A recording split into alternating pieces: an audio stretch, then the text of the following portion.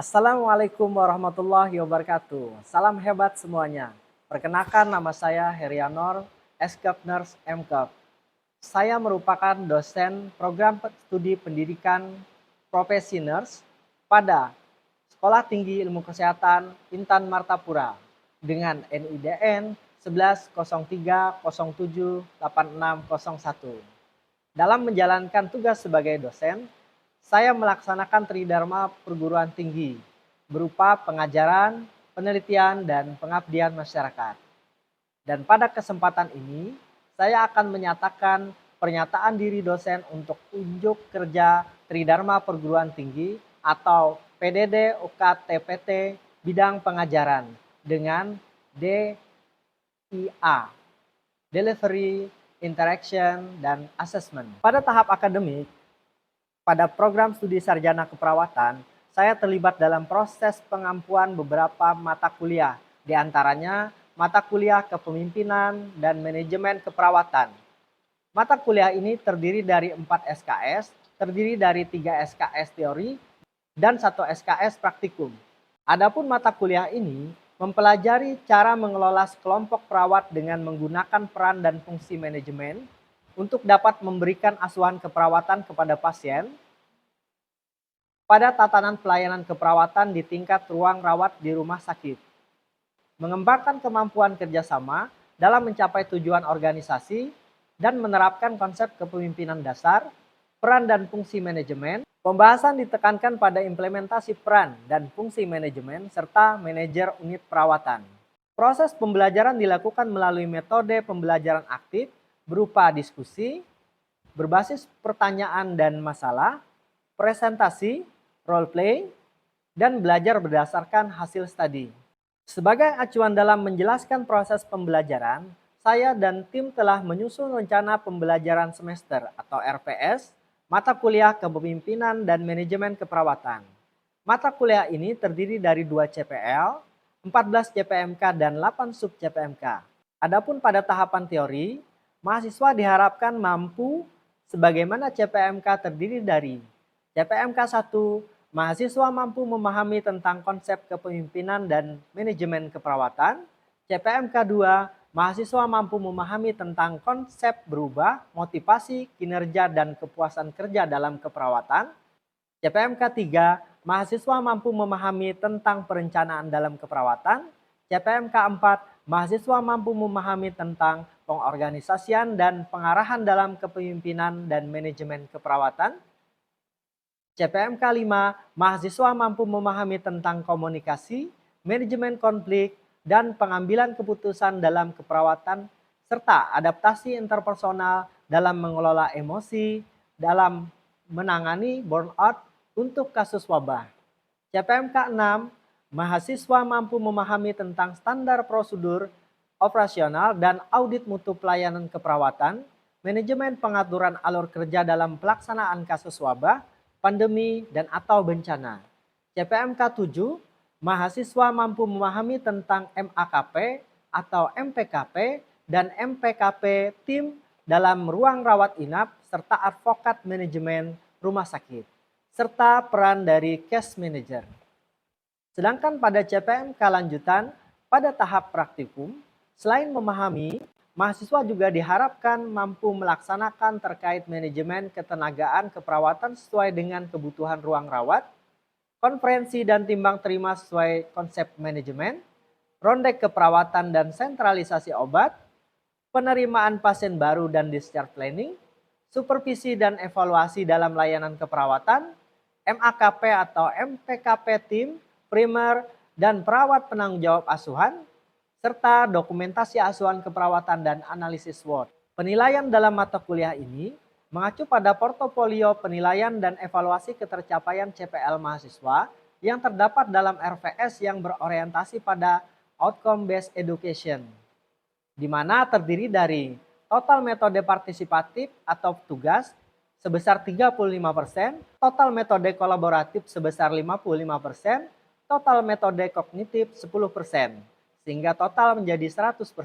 Secara spesifik, penilaian ini mengacu pada tabel rencana evaluasi ketercapaian bobot CPMK dengan metode evaluasi berupa tes tertulis, UTS dan UAS sebesar 10%, laporan resum individu sebesar 17,5%, tugas kelompok 35%, ujian lisan, kuis, simulasi sebesar 37,5% dengan total 100%.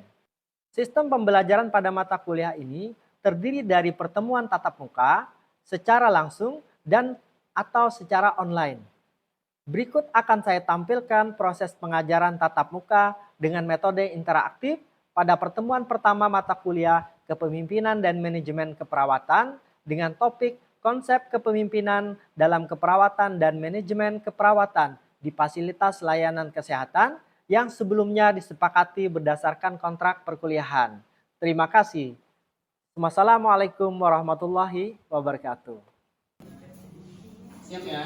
Oke, bismillahirrahmanirrahim. Assalamualaikum warahmatullahi wabarakatuh. Waalaikumsalam warahmatullahi wabarakatuh. Oke, semangat pagi mahasiswa hebat sekalian. Hari ini kita akan belajar tentang mata kuliah Kepemimpinan dan Manajemen Keperawatan ya.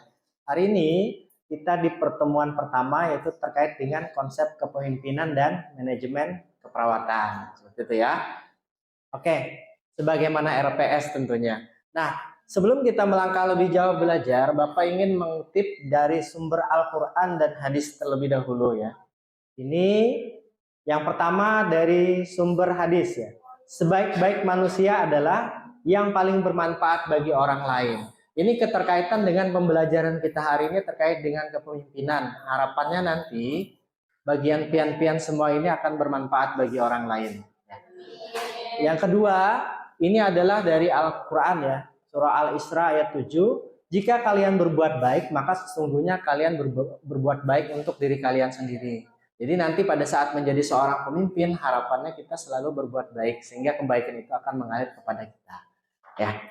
Oke, tujuan pembelajaran hari ini yaitu mahasiswa mampu memahami terkait konsep kepemimpinan dan manajemen keperawatan meliputi konsep kepemimpinan dalam keperawatan, manajemen keperawatan di fasilitas layanan kesehatan. Jadi ada dua subtema khusus yang kita pelajari bersama hari ini. Nah, ini yang pertama. Nah, sebelum kita melangkah jauh, kira-kira ada yang berpendapat atau berasumsi apa sih kepemimpinan itu? Apa sih manajemen keperawatan itu? Kira-kira mahasiswa ada bisa berpersepsi tidak? Ya, monggo silakan. Ya, silakan. Menurut saya, sebuah kepemimpinan adalah kemampuan seseorang untuk bisa mengarahkan, memotivasi yang lain agar bisa mencapai tujuan bersama. Oke, luar biasa, tepuk tangan dulu dong ya. Oke, terima kasih ya. Sudah bagus ya. Nah, jadi secara umum seperti itu. Nah, kita masuk kepada pembahasan ya. Ada berbagai sumber referensi yang terkait dengan pengertian kepemimpinan itu ya. Kita mengacu kepada Kamus Besar Bahasa Indonesia bahwa kepemimpinan itu adalah pemimpin atau cara memimpin. Dari kata pimpin yaitu mengarahkan, membina, mengatur, menuntun sampai dengan mempengaruhi seseorang. Di teori-teori terkait yang khususnya para ahli mengatakan bahwa kepemimpinan itu adalah kemampuan membuat seseorang mengerjakan apa yang tidak ingin dia kerjakan sebenarnya, namun dia menjadi menyukainya. Nah, jadi betapa hebatnya seorang pemimpin atau konsep kepemimpinan ini diterapkan khususnya bagi kita di keperawatan. Nanti kalian juga akan menjadi kepala ruangan paling tidak ya, itu akan menjadi seorang pemimpin atau menjadi seorang pemimpin keluarga setidaknya. Nah, seperti itu. Nah, jadi secara umum seperti itu. Nah, dalam konsep kepemimpinan itu ada 4 rumusan ya. Yang pertama adalah leadership, kemudian ada pengikut, ada tujuan dan situasi serta komunikasi. Nah, jadi seorang pemimpin itu khususnya di keperawatan bagaimana dia berkomunikasi sangat mempengaruhi sekali, terutama dalam kita memberikan layanan keperawatan kepada pasien. Nah, kemudian ini secara umum tadi kesimpulannya adalah konsep kepemimpinan seperti itu dari segi pengertian. Nah, kemudian sifat-sifat kepemimpinan itu sendiri seperti apa? Sifat-sifat kepemimpinan itu yaitu mempunyai kemampuan dalam pengawasan atas pelaksanaan fungsi manajemen. Jadi ada fungsi manajemennya mulai dari perencanaan ya, organisasi, kemudian actuating sampai dengan controlling ya. Nah, kemudian mengerti kebutuhan prestasi dalam pekerjaan. Ini fokusnya adalah terkait dengan kinerja, budaya kerja, kemudian kepuasan kerja dan sebagainya. Kemudian pemimpin juga harus mempunyai kecerdasan. Kecerdasan di sini tidak hanya terkait dengan pengetahuan, tapi juga sikap, keterampilan, bahkan ada yang namanya emosional dan spiritualitas. Jadi seorang pemimpin itu dia harus mempunyai emosional yang baik dan tingkat spiritualitas yang baik juga. Itu yang diharapkan. Kemudian mempunyai ketegasan, pemimpin harus tegas. Kemudian kepercayaan diri yang tinggi. Jadi menjadi kepala ruangan nanti ya harus punya percaya diri. Jangan sampai wah mentang-mentang seusianya sama lalu seolah-olah kita tidak berwibawa, tidak menjadi seorang pemimpin padahal kita kepala ruangan di situ gitu. Nah, mungkin yang selanjutnya adalah pemimpin juga harus inisiatif tanggap dengan teknologi, melek inovasi. Ya, sekarang zaman AI, maka pemimpin juga harus menguasai AI dan sebagainya. Oke, selanjutnya adalah syarat menjadi pemimpin. Syarat menjadi pemimpin ini dia harus mempunyai ranah kekuasaan. Kemudian juga dia harus mempunyai kewibawaan. Kemudian juga dia harus mempunyai kemampuan untuk menjadi seorang role model atau menjadi seseorang pengambil keputusan yang bagus, ya, yang baik. Jadi seorang pemimpin, apalagi kepala ruangan, misalnya ada permasalahan di antar perawat, maka kita harus bisa mengambil keputusan yang baik, mana yang terbaik nih, seperti itu. Kemarin kan kita belajar tentang bagaimana berpikir kritis, kemudian ada permasalahan-permasalahan, terus apa yang harus kita lakukan, seperti itu. Nah, kemudian azas-azas kepemimpinan. Nah, ini penting juga nih, sebagai seorang kepemimpin, azas kemanusiaan. Artinya apa? Memanusiakan manusia, memperhatikan bawahan, ya. Jangan sementang-mentang bawahan lalu diperlakukan seenaknya. Nah, jangan sampai seperti itu. Kemudian azas efisiensi. Nah, pemimpin yang baik nanti ditugaskan sebagai kepala ruangan, tapi SDM-nya terbatas. Nah, itu kita harus berpikir, kita harus bisa memanfaatkan seefektif dan efisien mungkin bahwa kita bisa menjalankan walaupun dengan sumber daya terbatas. Kemudian azas kesejahteraan yang lebih merata. Pemimpin berusaha mengurangi kesenjangan dan konflik yang dapat mengganggu jalannya organisasi. Jadi kesejahteraan di sini bukan hanya secara material, tapi juga pemimpin itu harus memikirkan juga kesejahteraan fisikisnya. Jangan sampai nanti antar perawat karena shift jaganya melelahkan sehingga jadi burnout. Kalau burnout ada potensi dia untuk pindah, ada potensi dia untuk keluar dari rumah sakit tersebut. Sehingga itu juga harus menjadi mempengaruhi mutu layanan di rumah sakit nantinya. Nah, fungsi kepemimpinan ya, memandu, menuntun, memotivasi sampai bagaimana caranya membawa suatu organisasinya pada tujuan yang telah ditetapkan. Ada visi, ada misi rumah sakit. Seperti itu. Nah, bagaimana ciri-ciri yang pemimpin yang efektif? Yaitu menyusun tujuan, mempunyai cara pandang jauh ke depan, mempunyai visi, mempunyai misi yang jelas. Kemudian mengembangkan diri, mau terus belajar. Jadi jangan hanya stop di sini misalkan. Nanti lanjut lagi ke S2, lanjut lagi ke S3. Ya. Insya Allah rezeki dan sebagainya itu menggiring saja. Bapak yakini itu ya. Kemudian berpikir kritis. Nah, bagaimana seorang pemimpin ini harus mampu berpikir kritis dari suatu permasalahan-permasalahan yang terjadi di rumah sakit misalnya. Kemudian menyelesaikan masalah dan fokus pada problem solusi. Kebanyakan dari seorang kita kalau ada masalah misalnya staf kita bermasalah lalu memarahi dan sebagainya itu tidak diperkenankan. Justru kita yang baik itu adalah bagaimana mencari jalan keluar terbaik. Ada plan A, plan B, plan C dan sebagainya. Kemudian menghormati setiap individu. Ya sangat jarang kadang antara pemimpin dan individu itu cekcok. Kenapa? Individu staf itu cekcok kenapa? Karena tidak saling menghormati. Ya, orang yang memimpin seenaknya, kemudian orang yang dipimpin juga semaunya, datang terlambat, kemudian sip-sip jaganya misalnya bergantian atau minta gantikan dan sebagainya, sehingga mempengaruhi siklus budaya organisasi. Kemudian pemimpin juga harus mendengarkan orang lain dan mempunyai kemampuan atau keterampilan berkomunikasi. Sangat penting sekali. Kalau di keperawatan komunikasinya komunikasi apa? Komunikasi terapeutik biasanya terhadap pasien ya bisa diterapkan seperti itu ya. Nah, sebelumnya ada pertanyaan dulu. Kira-kira bisa diserap ya. Nah, kita lanjut sekarang. Nah, ini penting sekali untuk kepala ruangan ya. Ini nanti kalian kan setidaknya jadi kepala ruangan. Nah, teori dan gaya kepemimpinan. Nah, kalau teori dan gaya kepemimpinan ini terkaitannya dengan pemimpin, orang yang dipimpin, kemudian situasi, ada kondisi tertentu. Nah, ada beberapa teori. Yang pertama adalah teori bakat, Great Man Theory. Nah, ini dari Bennis ya, 90 ya. Nah, ini kenapa teori bakat ini? Dia mengatakan bahwa seorang pemimpin itu terlahir karena memang bawaan atau gen. Tadi misalnya orang tuanya jadi pemimpin, kemungkinan anaknya jadi pemimpin juga nih. Atau misalkan seorang raja, biasanya kan anaknya jadi raja juga. Nah, itu dari teori ini maksudnya. Tapi kenyataannya adalah tidak semua yang asalnya dari keturunan pemimpin jadi pemimpin, ya. Karena sebenarnya adalah pemimpin ini bisa dipelajari. Jadi teori ini masih terbantahkan. Karena ada orang yang tadinya tidak jadi pemimpin, sekarang jadi pemimpin. Nah, selanjutnya ada teori perilaku. Nah, ini sering diterapkan di kita. Jadi mahasiswa hebat sekalian ya. Jadi nanti dalam menjadi kepala ruangan ya, atau misalkan ketua tim atau misalkan PPJA di rumah sakit. Nah, ini pemimpin itu bisa diterapkan berdasarkan teori perilaku. Ada otoriter, kemudian ada demokratik, dan ada laissez-faire. Apa pembedanya? Kalau otoriter itu dia semau-maunya, tidak mendengarkan bawahannya, komunikasinya satu arah.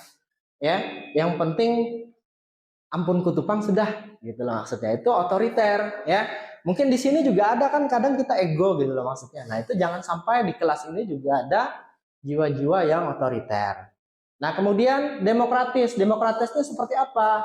Demokratis ini pemimpin yang mau mendengarkan masukan dari bawahannya, dari stafnya, sehingga keputusan yang diambil biasanya mempertimbangkan masukan-masukan orang lain. Jadi Hersey ini ada menyebutkan ada 4 komponen, ada 4 tipe gaya kepemimpinan yang bisa diterapkan di situational leadership. Nah, ini salah satu penelitian Bapak ya, yang terbit di jurnal internasional, Index Scopus ya, terkait dengan betapa bermaknanya kepemimpinan situasional berbasis budaya itu dalam meningkatkan kinerja perawat. Jadi mahasiswa hebat sekalian nanti pada saat menjadi kepala ruangan bisa memakai model ini, bisa memakai artikel ini untuk menerapkan kepemimpinan situasional di lingkup rumah sakitnya masing-masing atau ruangannya masing-masing. Nah, ini modulnya ya, nanti bisa di-download. Ini artikelnya juga bisa di-download ya, nanti materinya akan Bapak sampaikan ya. Nah, ini Hersey membagi 4 kuadran ya. Jadi kalau misalkan staf pertama kita, misal dia orangnya tipenya sangat mampu dan percaya diri, maka kita bisa menerapkan gaya kepemimpinan apa nih? Delegasi. Tapi ada juga staf itu yang sebenarnya dia mampu tapi tidak mau. Nah, kalian ini bisa aja, tapi koler. Misalnya ada tuh di rumah sakit yang seperti itu. Maka yang perlu diterapkan adalah instruksi. Tolong Jainuddin, tolong Pak ajarkan si ini, tolong ajarkan si ini. Itu namanya menginstruksi. Karena kepala ruangan percaya Jainuddin bisa sebenarnya gitu. Hanya saja tidak mau karena teman-teman yang lain misalnya kada begawian jiwa aja terpengaruh. Ada juga tipe staf itu yang sebenarnya dia tidak mampu, ada bisa, tapi mau dalam artian, mohon maaf, misalnya kalian baru praktek dinas nih, ya kan? Pasti kalian ada yang perasat-perasat itu yang merasa kalian kada mampu, tapi sebenarnya kalian mau mengerjakan, sehingga kalian perlu bantuan senior ya, atau misalkan siapa yang bisa untuk melakukan coaching atau konsultasi. Nah, itu seperti itu ya. Jangan disariki, jangan dimarahi ya.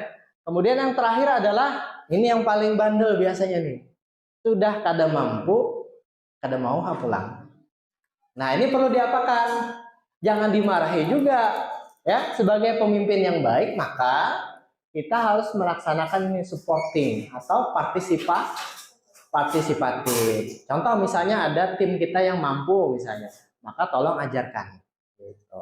ya. Sama dengan membuat makalah dan sebagainya nih kan, ada yang mampu, ada yang tidak ada yang mampu tapi kadang mau. Nah, itu caranya seperti ini bisa nih ya diterapkan dalam keseharian kita sebagai mahasiswa. Nah, kemudian ini faktor yang mempengaruhi kepemimpinan situasional ya, ada pemimpin itu sendiri, ada staf dan situasi dan kondisi. Oke, ini bisa dibaca saja. Nanti penerapan dari implementasi dari kepemimpinan situasional ini bisa dibaca di buku modul yang Bapak berikan nantinya juga ya. Nah, kemudian kita masuk kepada tema bahasan yang kedua terkait dengan manajemen keperawatan di fasilitas layanan kesehatan. Nah, sebelumnya ada yang berpendapat tidak, kira-kira apa sih manajemen keperawatan itu?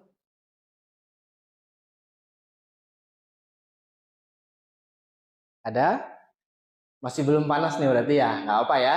Bapak jelaskan ya. Jadi manajemen keperawatan itu merupakan, atau manajemen secara umum itu merupakan proses untuk melaksanakan kegiatan melalui orang lain, ya, mengkoordinasikan untuk mencapai suatu tujuan.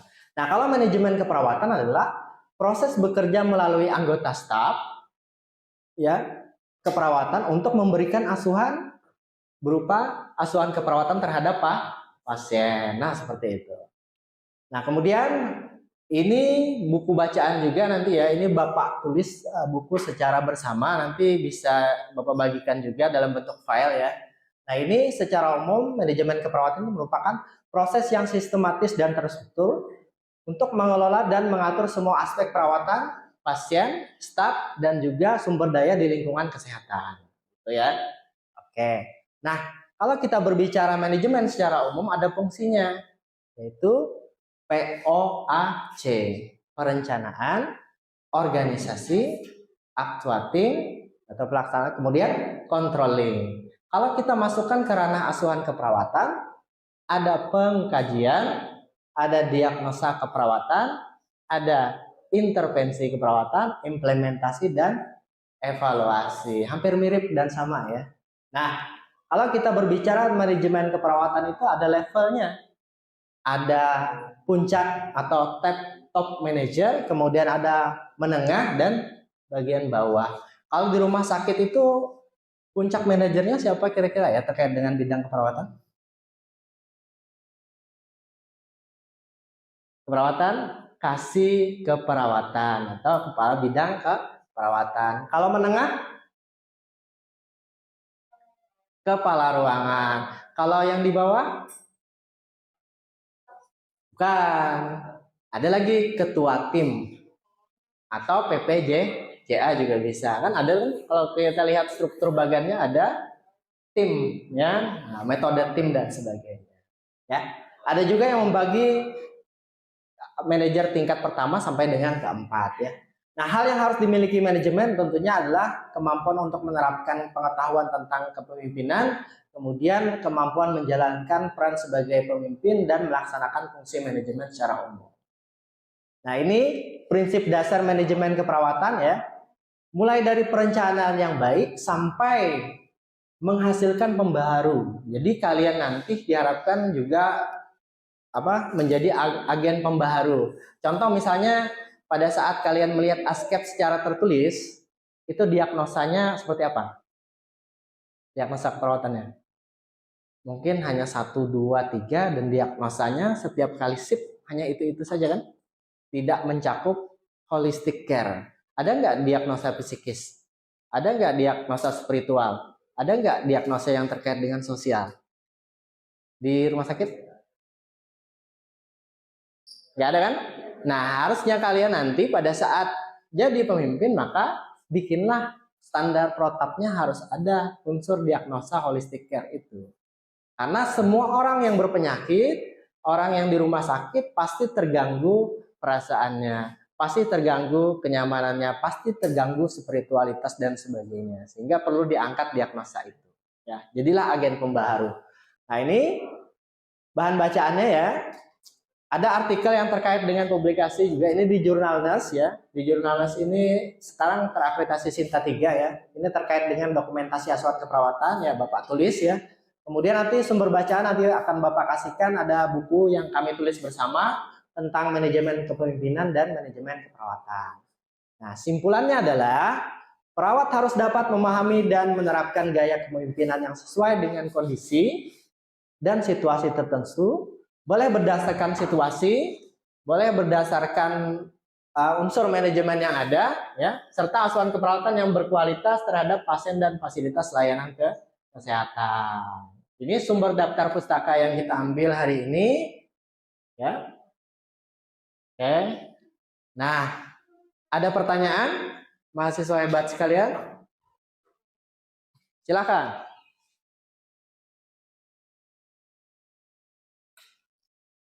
Kita masuk kepada sesi tanya jawab. Yuk, monggo. Silakan. Wah, Hanayagian ya. Silakan. Ya, perkenalkan nama saya Hanayagian. Mau nanya Pak, tadi kan ada bentuk kepemimpinan demokrasi. Dikatakan tujuannya untuk menentukan kebutuhan bersama.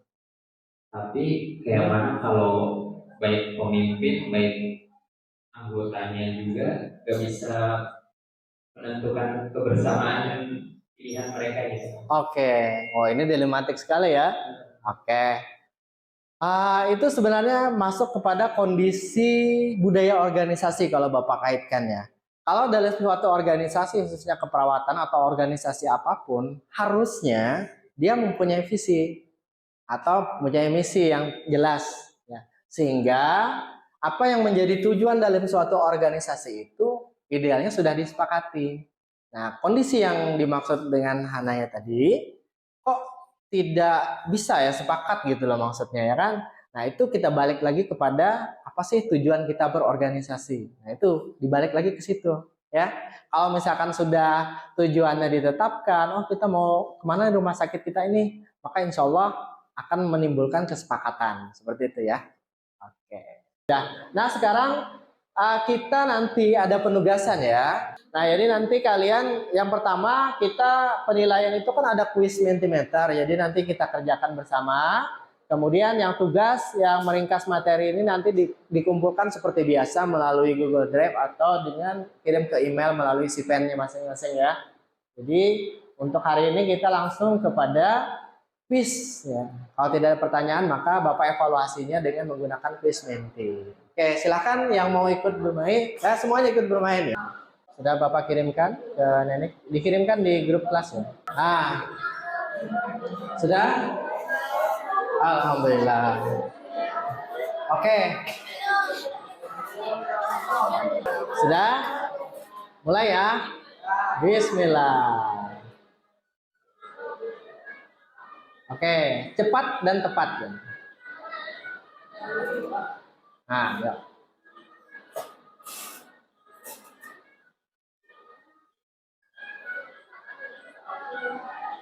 Ayo semangat.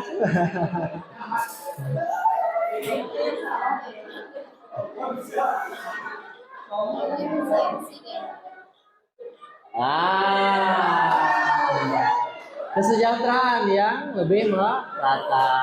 Oke, lanjut, tetap semangat. Ini posisi pertama dulu. Enak ya. Mahasiswa hebat sekalian, terima kasih ya atas kesempatannya hari ini. Ya, kita belajar bersama, mesti dengan kondisi cuaca yang tidak memungkinkan sebenarnya ya. Oke, jadi tugas sudah, meringkas materi jangan lupa nanti dikumpul seperti biasa. Kemudian ini pembahasan selanjutnya nanti kita akan membahas tentang konsep berubah ya sampai dengan konsep kinerja dan kepuasan kerja di pertemuan selanjutnya. Kemudian motivasi terakhir adalah semangat mencari dan berdikari, mahasiswa keperawatan, potret pribadi yang baik hati. Jangan lelah menuntut ilmu di tempat ini, kalian hebat, kelak menjadi pemimpin sejati. Tepuk tangan untuk kita semua. Terima kasih. Wassalamualaikum warahmatullahi wabarakatuh.